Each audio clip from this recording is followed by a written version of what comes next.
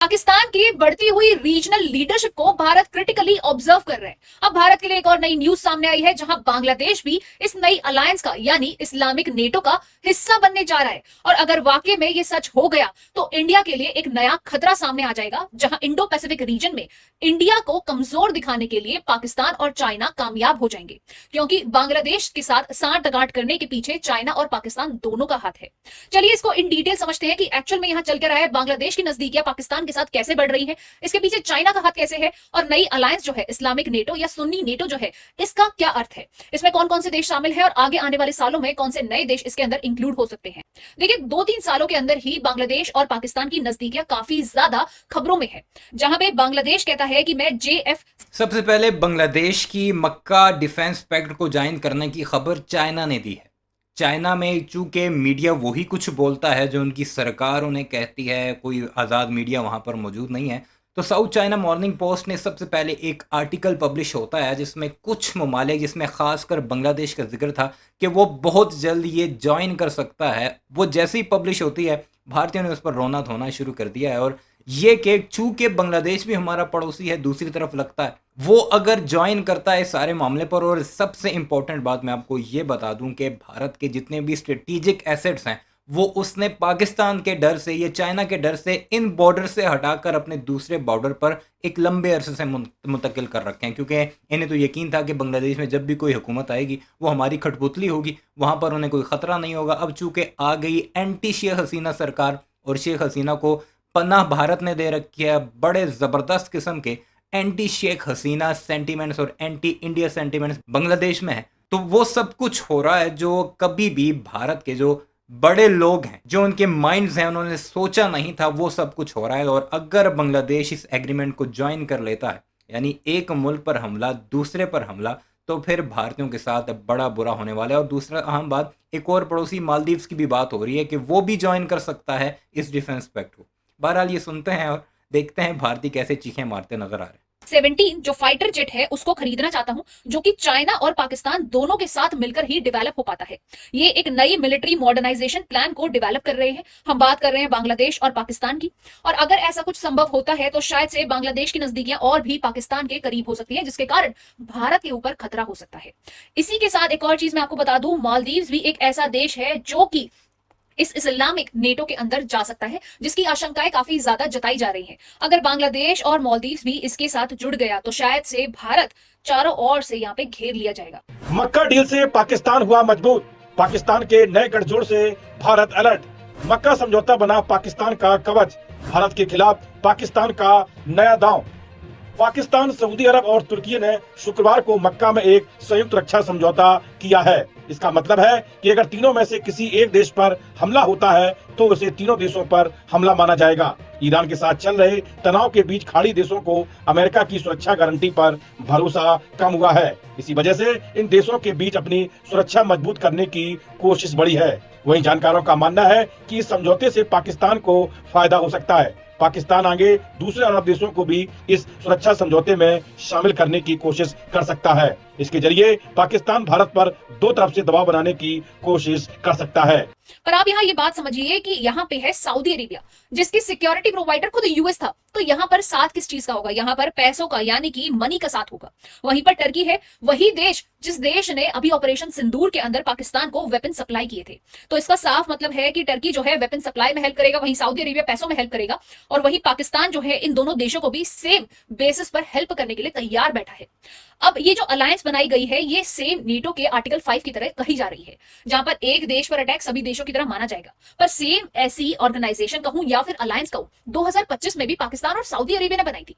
पर तब जब अटैक हुआ था तो पाकिस्तान कहीं पर भी नजर नहीं आया था, जब सऊदी अरेबिया के ऊपर ईरान ने अटैक किया था। यहां तक कि यूएस भी इजराइल को बचाने में लगा हुआ था, उसने भी सऊदी अरेबिया की कोई भी हेल्प नहीं की थी, जिसके कारण सऊदी अरेबिया को अब सिक्योरिटी चाहिए, ऐसी सिक्योरिटी जो अब यूएस हटाने वाला है, तो सऊदी अरेबिया के लिए कोई देश अपने सारी फोर्सेस के साथ खड़ा हो सके। यही है पूरा इस्लामिक नेटो। विशेषज्ञों की माने तो पाकिस्तान के कतर और कुवैत के साथ पहले से ही रक्षा संबंध है। माना जा रहा है कि दोनों देश भी आगे चलकर ऐसे सुरक्षा समझौते में शामिल हो सकते हैं। अगर ऐसा होता है तो पश्चिम एशिया में पाकिस्तान का प्रभाव बढ़ सकता है, उसे दूसरे देशों के साथ आर्थिक और रक्षा सहयोग बढ़ाने का मौका मिलेगा। साथ ही पाकिस्तान अपनी कूटनीतिक स्थिति भी मजबूत कर सकता है। सुरक्षा विशेषज्ञों का यह भी मानना है कि पाकिस्तान अपनी बढ़ती ताकत का इस्तेमाल भारत के खिलाफ कर सकता है। नए सुरक्षा गठजोड़ से पाकिस्तान को आर्थिक और सैन्य मदद हासिल करने में आसानी हो सकती है। यह आशंका भी जताई जा रही है कि पाकिस्तान भारत के साथ साथ इजरायल के खिलाफ भी अपनी भूमिका बढ़ाने की कोशिश कर सकता है। पाकिस्तान इस रक्षा समझौते का इस्तेमाल भारत के खिलाफ अपनी रणनीति मजबूत करने के लिए कर सकता है। आशंका है कि भारत में आतंकवाद को बढ़ावा देने के साथ साथ भारत की सर्जिकल स्ट्राइक जैसी कार्रवाई के खिलाफ इस समझौते को सुरक्षा कवच के तौर पर इस्तेमाल करे, जिसको सुन्नी नेटो भी कहा जा रहा है, क्योंकि सारे देश ही सुन्नी इस्लामिक देश हैं, यानी सुन्नी मुस्लिम्स के देश हैं। देखिए, ये जो आपकी ऑर्गेनाइजेशन है, इस ऑर्गेनाइजेशन को साइन किया गया, इस अग्रीमेंट को साइन किया गया मक्का के अंदर, और अब जब इस रीजनल होली प्लेस के अंदर इन सभी अलायंसेस के साथ इस अलायंस को साइन किया गया, तो इससे साफ जाहिर होता है कि 2026 नई अलायंसेस को दिखा रहा है। चाहे वो अलायंस इजराइल और यूएसए की हो, चाहे वो अलायंस इन तीनों देशों की हो, चाहे वो अलायंस नए देश जैसे पाकिस्तान की नए देशों के साथ करीबी, इन सभी को दिखाता हो। मैं आपको बता दूं, पाकिस्तान का ये पहला स्टेप नहीं था। पाकिस्तान इससे पहले भी बहुत सारे नए स्टेप्स इस 2026 के अंदर ले चुका है, जिसको मैं आपको आगे एक्सप्लेन करूंगी। अब मैं एक और देश पे आ जाती हूं जो कि इस इस्लामिक नेटो का हिस्सा बनना चाहता है, पर बावजूद इन सभी चीजों के हिस्सा बन नहीं पाएगा। वो है इजिप्ट।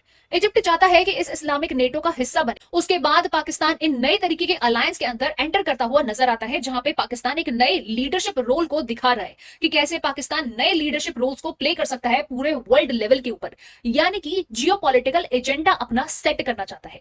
वही पाकिस्तान है जो IMF से लोन्स लेता है, तब जाके इसकी इकोनॉमी चलती है। वही पाकिस्तान है जिसकी इकोनॉमी के हर एक देश के अंदर नए इंटरनल डिस्टर्बेंसेस आ रखे हैं।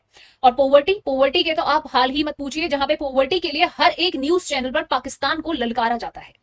देखिए, हम बात कर रहे थे इन पूरी अलायंसेस की। यहां पर नई अलायंसेस के साथ साथ सिक्योरिटी के अंदर भी चेंजेस होते हुए दिखाई दे रहे हैं, और ये चेंजेस सबसे पहले हम शुरुआत करते हैं इंडिया से। इंडिया इन सभी चीजों को बहुत क्रिटिकली ऑब्जर्व कर रहा है। पाकिस्तान के पूर्व ब्रिगेडियर का मानना है कि अगर किसी एक देश पर हमला होता है तो उसे सभी सदस्य देशों पर हमला माना जाता है। तो भविष्य में भारत के साथ किसी संघर्ष की स्थिति में पाकिस्तान को कूटनीतिक और रणनीतिक फायदा मिल सकता है। पाकिस्तान पहले से ही इजरायल को मान्यता नहीं देता है और फलस्तीन को एक स्वतंत्र देश बनाने का समर्थन करता है। तुर्की भी इजरायल के खिलाफ रुख रखता है। ऐसे में दोनों देशों की नीतियों का पश्चिमी एशिया की राजनीति और सुरक्षा पर असर पड़ सकता है।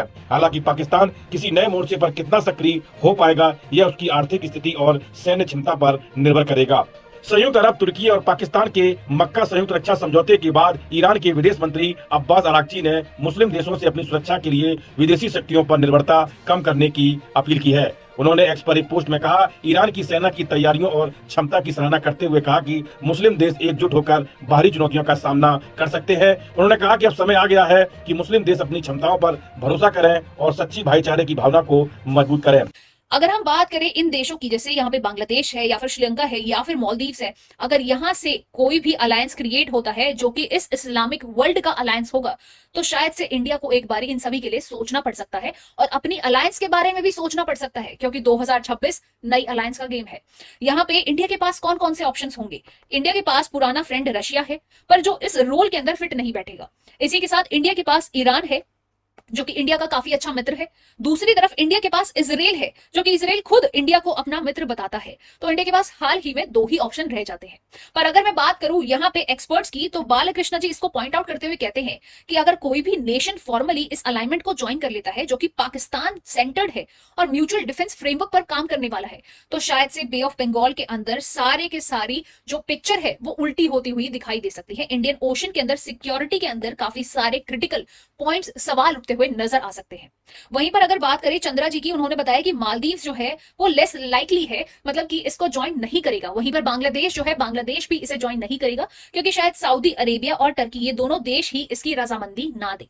अभी तक बात यहां पे आई है क्योंकि ये दोनों देश जो है, या फिर हम बात करें इन सभी जगहों की, चाइना ने जब इस खबर को ब्रेक किया कि मोस्ट लाइकली कि वो ज्वाइन कर सकता है मक्का डिफेंस पैक्ट को, तो अब भारतीय एक्सपर्ट्स कह रहे हैं चंद्रा कि नहीं जी, मालदीव्स भी नहीं कर सकता और बांग्लादेश इसलिए नहीं करेगा कि तुर्की और सऊदी अरब नहीं चाहेंगे कि वो ज्वाइन करे।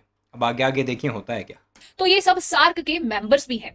मक्का संयुक्त रक्षा समझौता पर भारत की भी करीबी नजर बनी हुई है। हालांकि इस समझौते पर भारत सरकार की प्रतिक्रिया बेहद संतुलित और कूटनीतिक रही है। हाल ही में एक मीडिया ब्रीफिंग के दौरान विदेश मंत्रालय के प्रवक्ता रणधीर जायसवाल ने कहा, यह एक ऐसा घटनाक्रम है जिस पर हम बारीकी से नजर रख रहे हैं और हम बारीकी से नज़र रख रहे हैं, तुम बारीकी से नज़रें ही रखते रहो और पाकिस्तान मुख्तलिफ ममालिक से डिफेंस पैक्ट कर रहा है और तुम्हारा ऑपरेशन सिंदूर अभी जारी है, वो ख़त्म नहीं हुआ तो उसे जारी ही रखो। आपकी क्या राय है सारे मामले पर? आपने वीडियो देखी, कमेंट सेक्शन में ज़रूर बताइएगा। क्या बांग्लादेश को ये डिफेंस पैक्ट ज्वाइन करना चाहिए या नहीं, ये राय भी ज़रूर दीजिएगा। चैनल को सब्सक्राइब नहीं किया तो इस वीडियोज़ के लिए उसे भी ज़रूर सब्सक्राइब कीजिए।